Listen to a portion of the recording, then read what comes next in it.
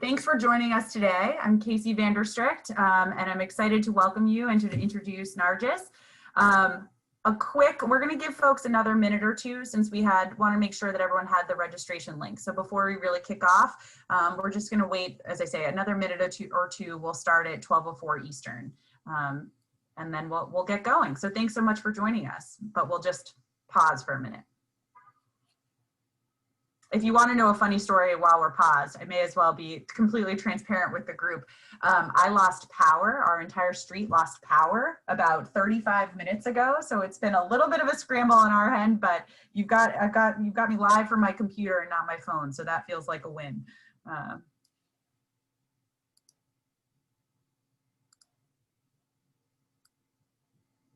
And we'll just wait one more minute.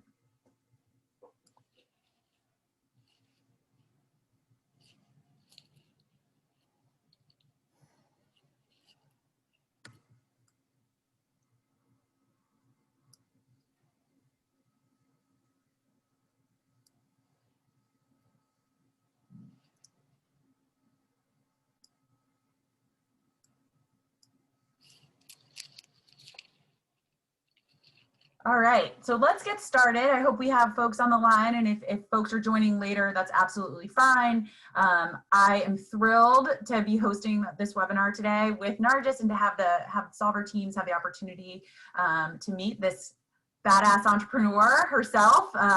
And so really excited to introduce you. But I'm also excited because this is a moment for Solve and certainly for Solve Innovation Future that has been a long time coming. We've been working on this effort for about 6 months now.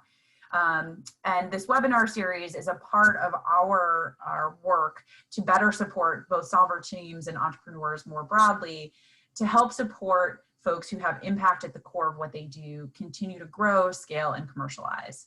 And through a number of conversations that we've been having, both with Solver teams and with the field more broadly, we think there is so much opportunity and that it's really important for us as a network to be connecting our entrepreneurs with sort of best-in-class thinking, case studies, and real-life examples of ways that you can structure your business that maybe look a little bit different than business as usual. And so we're really excited to be sharing some of these concepts with you all and starting a conversation that I think has an opportunity to really grow and evolve over time. That means that you, our Solver teams, and our broader Solve network are the most important part of these conversations. So please do share your questions with the chat, send them to us before these podcasts or these webinars go live. And we're really looking forward to bringing you into the conversation. So hopefully that this is a very collaborative effort. In fact, we may actually structure them as meetings moving forward so that we can bring others into the conversation. We will get into future topics later in the conversation, but without further ado, think we should kick off with introductions about who we are and why we're on the phone. So why don't you introduce yourself, because I have been talking now for 2 or 3 minutes.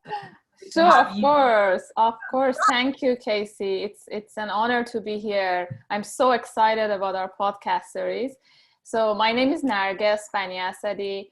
I'm an entrepreneur based in San Francisco Bay Area at this moment, but I work globally with many different entrepreneurs in the digital health space, health technology, as well as social impact. My background is that I was a scientist at Stanford University 10 years ago doing computational biology.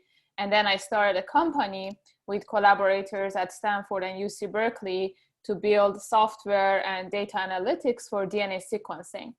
I ran the company for a few years, and then we got successful, and eventually we sold to a big pharma company, Roche Pharmaceuticals, where I was an executive for a few years. So I went through this journey of like being a scientist and an entrepreneur and an executive quite quickly, relatively quickly. And then I've been working with the investors and entrepreneurs since then. And what I learned through this journey is that how our systems of innovation can really improve to become more socially conscious and impactful. I saw many times entrepreneurs start with a good intention to build a very impactful, scalable organization, but things can go wrong along the path. You know, your culture of the organization might shift. You might get some people on your board or work with investors who think differently. So I got more and more curious about how we can build processes, practices, toolkits, so we can really help the entrepreneurs who want to be very purposeful to stay on the path and build very fulfilling and rewarding organizations for everyone who is involved. And that is when I also, you know, met MIT Solve and got involved, and I'm so happy to be part of this global community.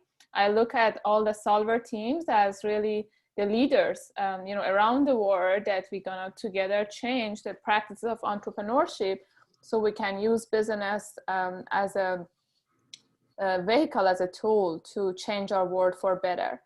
So happy to be part of this conversation. As Casey said, we really look at it to be two ways. We want you to not only propose topics, but also lead the conversations about the challenges we are facing, the things we can do all differently, so we can start this global movement together.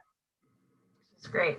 Thank you so much for that introduction and for joining us. Holland, if you'll pull up a couple of slides, and for those of you who don't or haven't had the chance to meet Holland, she is maestro extraordinaire behind the scenes, making sure that all of these meetings happen. So I'm sure you will hear from her soon. But we wanted to make sure we grounded this conversation within the Solve Network and the work that we do. So if you'll flip to the first slide, you've just got to meet your hosts. Nargis and I will continue to sort of facilitate these conversations, but again, hopefully we'll hear more from you and our guests than you will from us moving forward. On the next slide, we talk a little bit, we'll let that flip, about the post-investment support that Solve Innovation Future runs. So as a reminder, I'm principal of Solve Innovation Future, the philanthropic venture vehicle associated with MIT Solve. Nargis and I actually work together on this effort. She's a member of our leadership circle, which means she helps us both direct the investments from a portfolio level. So thinking about what types of companies should we be investing in, how should we be thinking about impact, how should we be thinking about post-investment support, and obviously helps us think about technology specifically, and what teams are really harnessing technology in novel ways. Once we make an investment, Solve Innovation Future supports teams in three ways: investor and network connectivity, strategic partnership, and impact measurement and monitoring. This work that we're doing really fits under our strategic partnership bucket. And I think what's fun for me is that obviously we hope that these conversations are useful for our investees, but I think more importantly, we're hopeful that these conversations help the broader Solver team, cohort, network, past and present, to be ready for investment, whatever form that investment may take. And one of the conversations we'll host in a couple months is really focused on funding and financing, and what are some of the alternatives to, I can either raise money through sort of traditional growth equity, or I can go look for grants. There's a whole bunch of funding in the middle that we can talk about and that Solve Innovation Future can connect you with. That's one example of the types of conversations we hope we'll have. So on the next slide, we've brought up the themes and topic areas that we hope to cover in this conversation over the next few months or even few years. Nargis, do you want to talk a little bit about purpose and then these different components? Of course. So we tried in this visual to communicate some of the really major themes and elements that contribute to purposeful entrepreneurship. Yeah. So we want the purpose to be in the center. We want to optimize everything so you achieve the purpose you want, you set up your mind to achieve with your business. But there are these elements that are going to support you on your way. For example, the culture, you know, what type of culture you have in your company, the values that you have as individual and also in your team. How are you doing decision making in your company? What are the internal processes?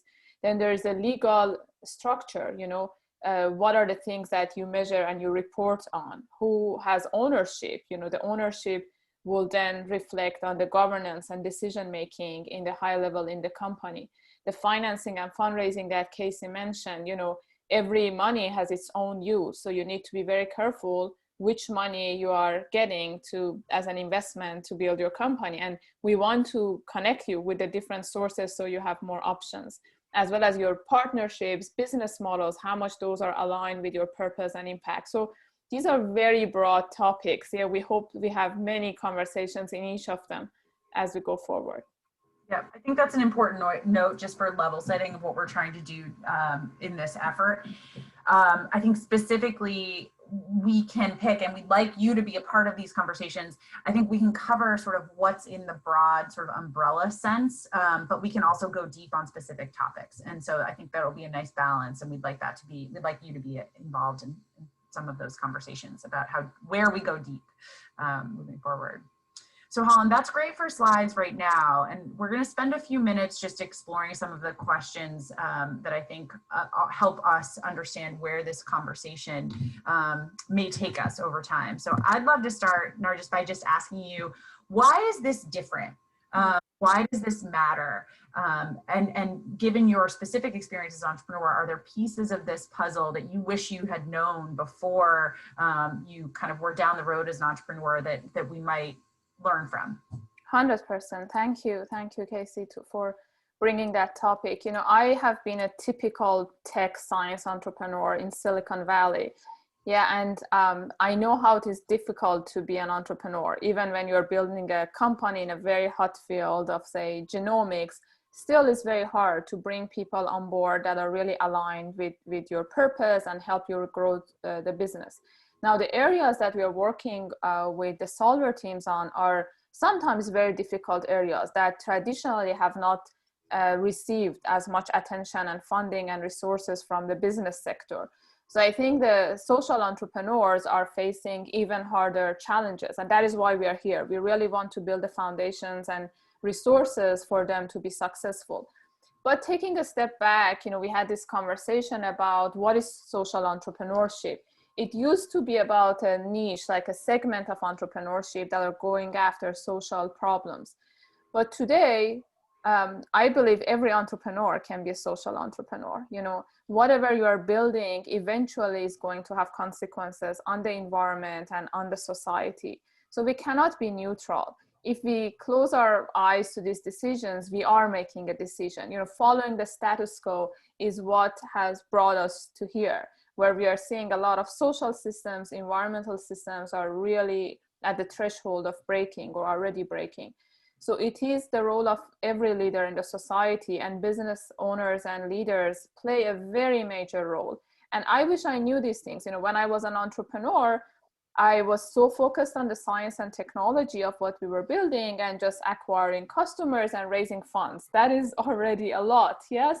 And for the rest of the things, I would say, you know, I follow the status quo. The VCs tell me, you do a C Corp. This is how you organize your cap table. These are the people who give you money. And, you know, you just trust these are the ways to do things.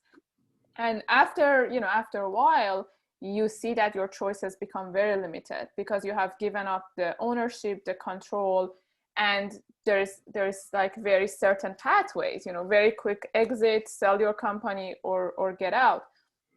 And I wish I knew these things. You know, these things are not being taught in schools or, you know, almost any entrepreneurial organization or venture builder program that I'm aware of. So I think we are setting up something very new.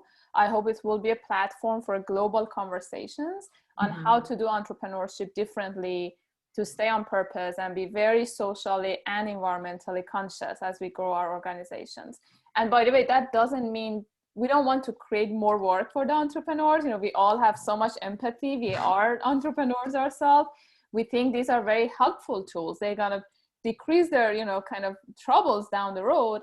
And also we want to provide a lot of tactical and really applicable tools. You know, these discussions are some of the major ones, but we had a discussion around, you know, partnership with governments or data privacy regulations. There are many things that are practical, and then we add these more philosophical elements around it.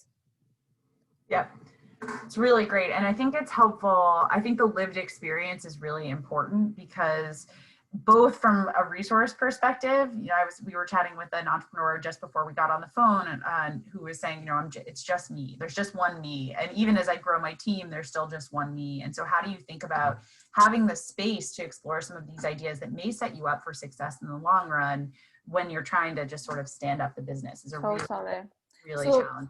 Casey, in your experience, what are some of these challenges, recurring themes that you are observing entrepreneurs are facing on a daily basis? Yep.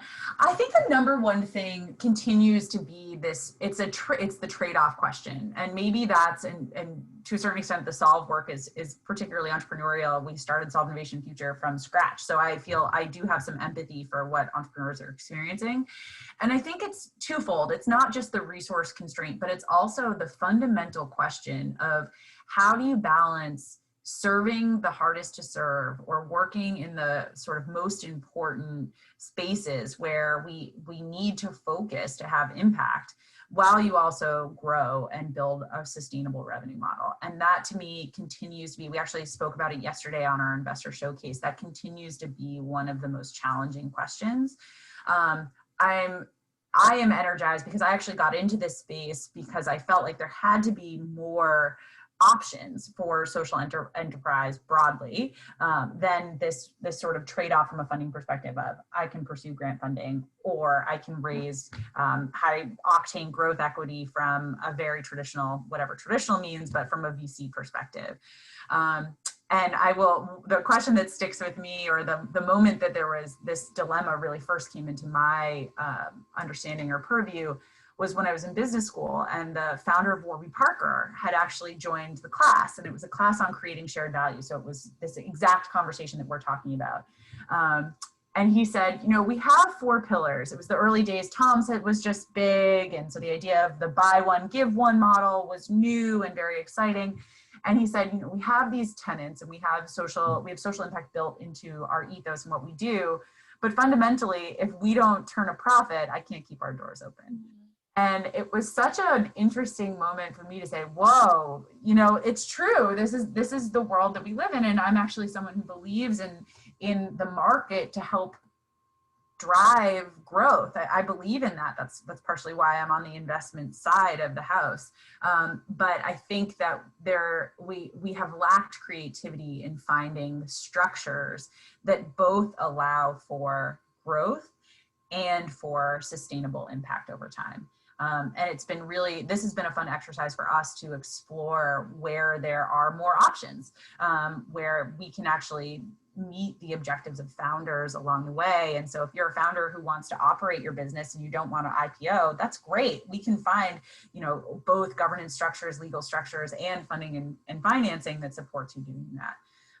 And on sort of the culture and value side, you can build some of the cultural expectations into the fabric of your company that help to have employees feel the buy-in. It's just good business at this point in time to really be supporting your employees, both from whether it's by fair wages or diversity or other, really including that in the fabric of your company can actually help you grow. And fundamentally, whether you're a nonprofit or a for-profit, thinking smart about the way that you're structured will help you address that dilemma of how do I have impact and also grow sustainably. So really excited to explore some of those topics. Very true. And I think as we were discussing the other day, I really liked how you mentioned that it is really a spectrum. Yeah, we are not talking about a black and white word that this is a social purposeful entrepreneur and that is a for-profit. These words are blending already every day. Yeah. We are seeing big corporates talking about these values, and we see a social entrepreneur want to have growth and profit.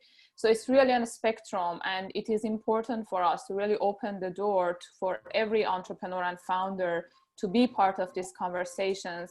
In fact, one of the ways to think about the growth of the social enterprises is that partnerships, through partnerships with more traditional business players. And I think it takes collaboration from all parts of the system if we want to shift the system to become more inclusive. Yeah, I'm so glad you brought up the partnerships question, because I'm going to pause and encourage folks to submit questions to the Q&A or to the chat. Either one of those is fine.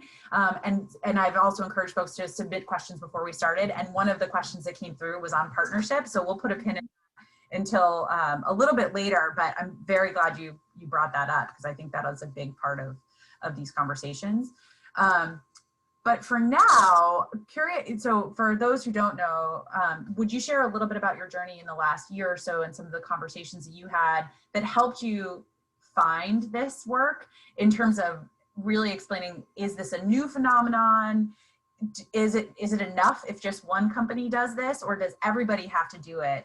Because you've been out in the field kind of talking to folks about these ideas for now. Yeah, exactly. So I have spent a little bit time in Europe and London, and then, working with you guys and then entrepreneurs in Silicon Valley.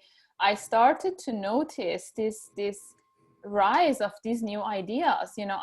I don't want to say these are new, because we're going to have our next speaker, Colin Mayer, talks about the history of corporate structure and how corporates actually, they were purposeful, and then maybe the last few decades, we went on one extreme too much. So some of these ideas are not new, but definitely there is this renewed attention, and as a response to a lot of problems that actually the business world created, maybe somewhat unintentionally.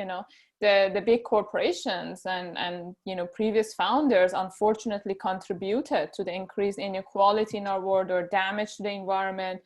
So there is renewed attention, and during the last year, I've met many founders and venture builder programs, I would say mostly in Europe and some in the States, that are developing these new types of practices. And it would be great. We're gonna have a chance to introduce some of them to the Solver teams and the broader audience, and support them as well in changing how things are being done. And at the same time, we see that the traditional sector, they are paying attention to these new ways of doing things. It's harder, for a big corporate to change. And it is a chance that our entrepreneurs have, that when they start things, they just, start it in the right way. So it can help them stay on purpose.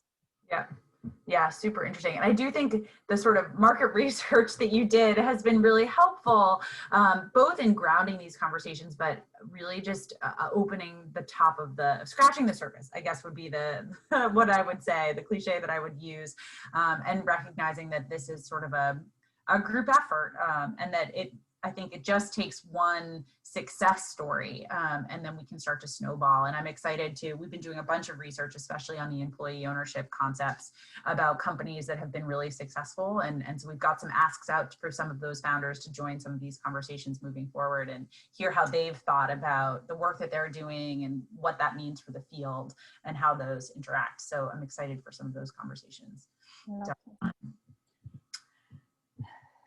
So go ahead. No, I wonder that, do you want to talk about some that is coming next, some of the sessions that we already have planned? Yep, that would be great. So right now we have planned, and we flashed up the slide previously, but we have a plan to have Colin Mayer join our next conversation. Colin's a professor at Oxford who's written extensively on some of these alternative strategies and thinking about the role of business moving forward. And so he's a terrific thinker, and we're hoping to balance some of that thinking and that sort of cutting edge research with some of the practical questions that folks may have. So we've also extended Zita Cobb, who is president of Shorefast Foundation, which is a really interesting model that is essentially a for-profit owned by a foundation, and all of the profits from the for-profit entity are actually sent back into the foundation to support local community development efforts. So microloans to folks who live and on this island where Shorefast is located. So really interesting model. And Zita is going to join us in a future session too. So I think those are the types of conversations we'll have. And Holland, if you don't mind going back one more slide, we'll overview on the other way. Sorry, thank you for that. So the next conversation will be focused on, there we go. Here we go, on purpose-driven leadership and Colin and potentially Zita, and then ownership and legal structures specifically. Nargis hit on those on a very high level, but that means employee ownership, which is different obviously than other structures, but also sort of the nitty gritty, what is a benefit corporation versus a B corporation versus an S corporation and an LLC. So we'll do sort of the introduction on all of those concepts, and then we'll go deeper on a couple of topics. And then the last conversation we have planned is on funding and financing in specific models. That will allow us to explore revenue linked financing, equity buyback buybacks for owners, et cetera. So again, we'll go pretty broad and introduce a bunch of different tools, and then we can go deep on one of those conversations. And for the ownership and legal structures and the funding and financing conversations, we have some guests who will join us that are experts on those pieces. They'll be both investors and thinkers again. So we're going to really try to balance this. What's the research component, and then sort of what's the practical component, and hopefully bring some of you, our solver teams, into the conversation to talk about the way that you're exploring these concepts. And so 2 questions, recognizing that, and that we planned about 30 minutes for this first conversation, 35 minutes. I'd love to just hit on 2 of the kind of types of questions that came in, as I say, and picking up the thread, Nargis, that you had brought up around partnerships. So again, folks, feel free. Austin, thanks for submitting a question to the Q&A. And Satish, thank you for sending one before the conversation. Holland, we can kill the slides for now. The questions that came in before the conversations were specifically around working with partners who are broadly CSR oriented. So how do we think about government, and where does government come into this, and where do foundations and NGOs come into this? And how do we think about partnering with those different types of organizations?